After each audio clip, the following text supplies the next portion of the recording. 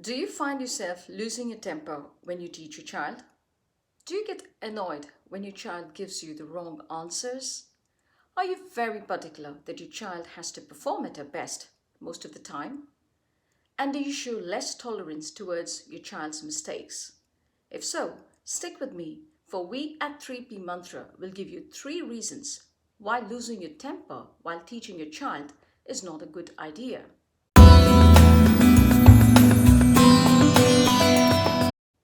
Hi, I'm Sandhya Tangavajan and this is 3P Mantra. At 3P Mantra, we try to make your parenting a little better by providing you with 3 useful tips to the most common challenges that you as a parent might encounter. It is natural for parents to wish that their children perform well at school. Parents can place a lot of emphasis on their children's academic performances.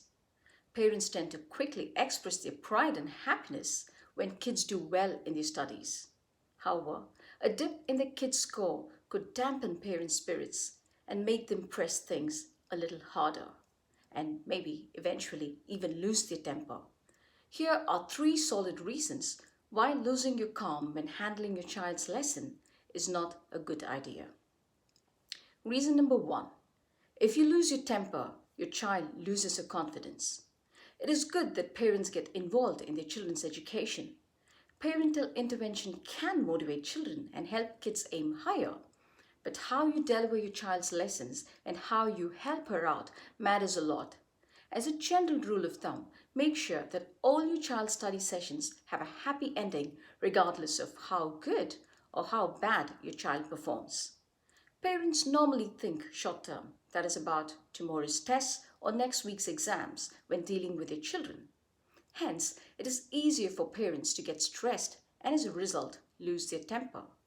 However, though it could be really difficult, it is also wiser to think of the long term implications of what getting mad at a child could do to her.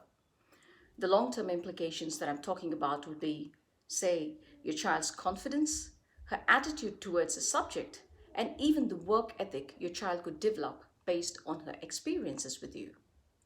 All these long term gains will be lost if parents expect immediate results from their children or put a lot of pressure on them.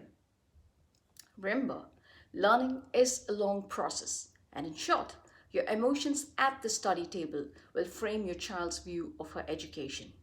Your calmness and reassurance will be her strength, her confidence, and your anger and frustration will translate into her shortcomings and failure. So don't lose your temper, it might cost your child her confidence. Reason number 2. You shut off any possibility of deep practice. Children learn, children forget, more so like adults. But few skills stick with us even long after we've given up practicing them. Say, for instance, like riding a bicycle.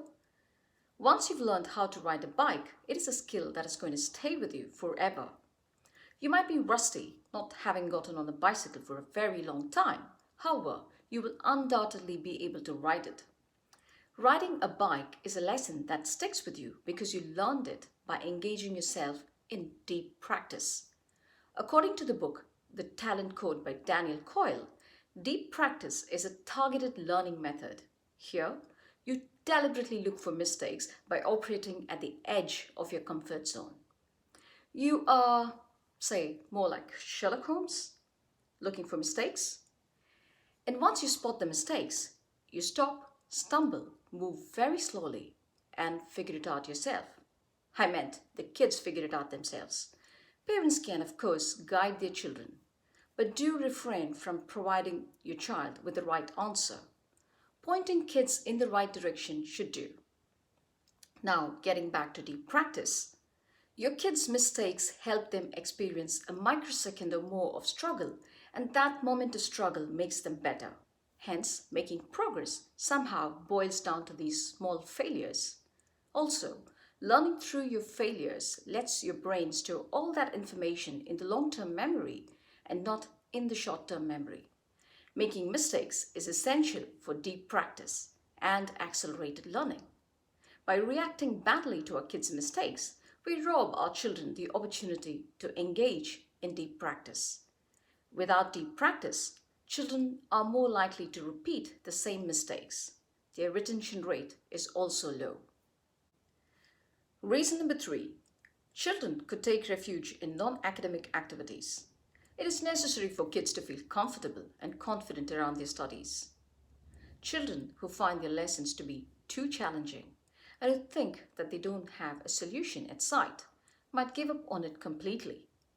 And to keep themselves occupied, they might take refuge in activities where they feel non-threatened, say like playing video games or spending way too much time on the phone with friends, or maybe even watching movies or television shows or any other similar distractions. As parents, we have to make sure that we provide hope to our children. Hence, it is essential not to overreact to the mistakes that kids make. Instead, stay calm, concentrate on delivering the right solutions to help your child rectify these errors. So now, to recap, our 3 reasons why not to lose your temper while teaching your child are: reason number 1, if you lose your temper, your child loses her confidence. Reason number 2, you shut off any possibility of deep practice.